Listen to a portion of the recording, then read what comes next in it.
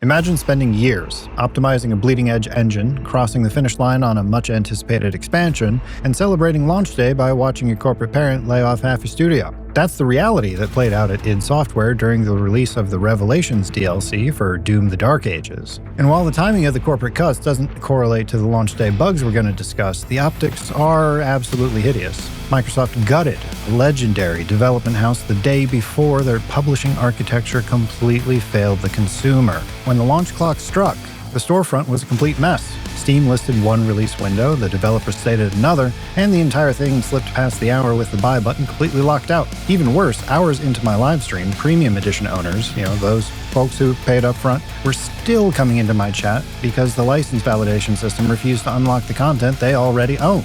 And now that the code's finally running, the game presents a completely different kind of friction. Revelations comes out of the gate swinging and forces you to work for every single kill again. But in doing so, it pulls the combat loop into a mechanical no man's land that risks alienating fans of both Eternal and the Dark Ages. Let's look at the design. The very first thing you see when booting up this expansion is an explicit in-game warning suggesting you clear the base campaign before entering. Pay attention to it. Now, as somebody who cleared the Dark Ages on Nightmare, yeah, sure, I didn't clear the stupidly hard Ultra Death Mode kitten punching difficulties. I do like doing things with my time other than only playing Doom. I can tell you that this DLC is punishingly difficult right out of the gate on Nightmare. Halfway through my playthrough, the experience shifted from one of tactical challenge to one of sheer exhaustion, and I dropped the difficulty setting down a peg just to finish the game in a reasonable amount of time to bring you this review as quickly as I could. The encounter architecture has shifted pretty heavily back towards Doom Eternal's philosophy. Instead of the deliberate, heavy, forward, inevitable momentum of the base game, Revelations treats combat like a rigid puzzle with a highly specific intended routing path. Now, what I mean by this is that it feels like certain enemy placements function strictly as attention and resource traps. If you route into them incorrectly, you waste your offensive uptime, and you're likely to immediately get mogged by the rest of the room.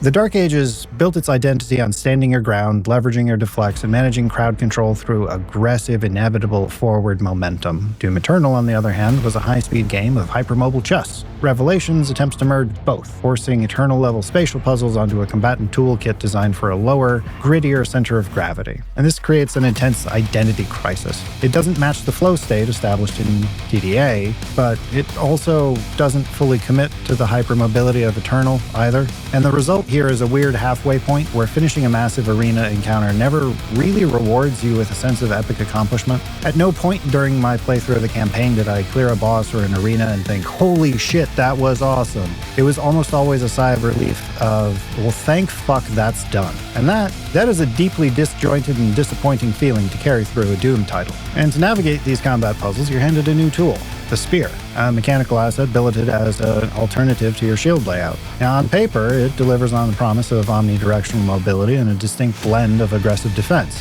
In practice, it tends to expose a massive QA disconnect.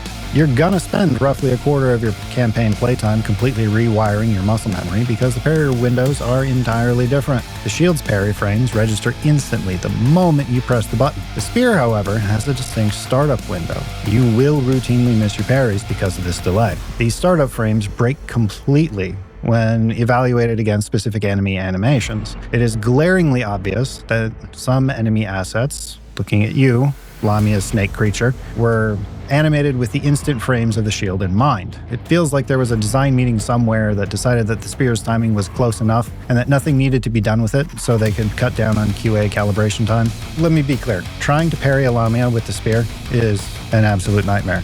By mid-game, the solution isn't mechanical mastery, it's simply swapping back to the default shield and abusing their animations like you used to. It fails as a standalone alternative playstyle in this regard. I mean, sure, you could make the argument if you use meat hook, you're still going to get hit, most likely. But let's look at how the rest of the toolkit holds up under this new high-friction encounter design. The Impaler returns to the mix, offering solid single-target utility with 1, 2, or 3 taps. But, well, I hope you like the Accelerator and Pulverizer, because you're going to be using them a lot. if you're a fan of the spear. The BFC is entirely absent from the campaign path, which means you lack a definitive panic button when an arena puzzle goes sideways. You do get it back in the endgame mode though, which is nice. Just know that you're in for about 7 hours without it. And the remaining toolkit is exactly as you remember it from the base game. Either you love it or you hate it. There's no further weapon mods or balance updates here. If you found certain weapons redundant in the base campaign, they remain redundant here. Only now their weaknesses are amplified by the unforgiving nature of the environment and encounter design. As for technicals and performance, I'm not going to go into details here. It runs exactly the same as the base game. Expect performance to be similar. If you could run the base, you can run this. A link to my review of TDA is on screen now if you want a more detailed breakdown.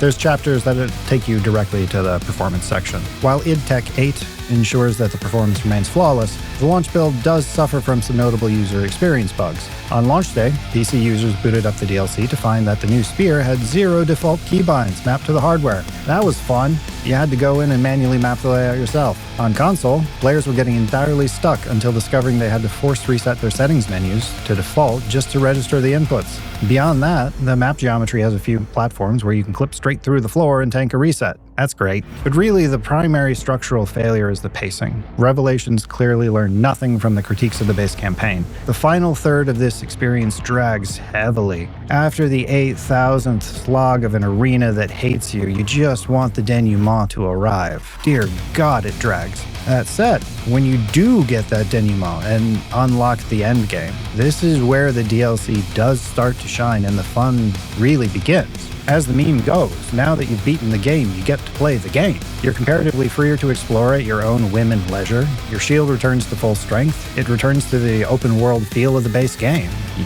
The arenas still hate you, but at least you're at full strength again. Returning to the game the next morning to check out that endgame mode in more detail, I did find myself actively enjoying it versus the slog that the campaign became about halfway through. Explorers and labbers will be stoked if they can get through 7 hours of chores. Your loop here will be revisiting each zone to collect new flavors of upgrade materials, collectibles, and keys to unlock further progression. And this is the real meat and potatoes and side of the game. It is a real shame that it's hidden behind such an onerous experience. As for the story, I don't analyze Doom for its narrative. The story here remains the barest possible scaffold to justify turning demons into varying shades of red mist. Just know that it's there, and it continues from the relative cliffhanger of the base game. The arcs are predictable, but do a decent enough job of justifying the wanton destruction on offer. If you want an unforgiving encounter lab that actively hates you and demands flawless routing efficiency, at least on the higher difficulties, you will eat incredibly well here. If you're willing to do your chores to get to the real game and then rip and tear,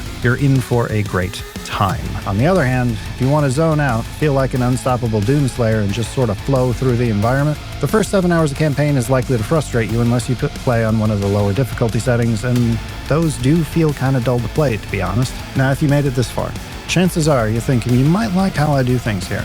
But before you hit those YouTube buttons, maybe take a second to look at some of my other videos.